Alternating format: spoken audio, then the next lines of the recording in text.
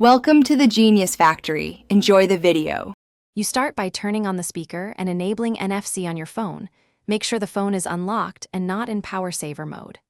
Once done, remove any thick case that might block the tag and locate the speaker's NFC spot, often marked or near the logo.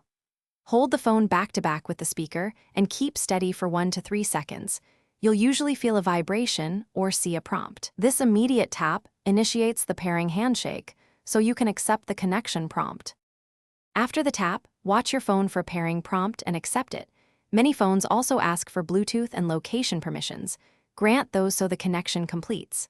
Once accepted, the speaker often emits a confirmation tone or the screen will show a connected status. Make sure the speaker appears in your Bluetooth device list. Then lower volumes and start playback to confirm audio.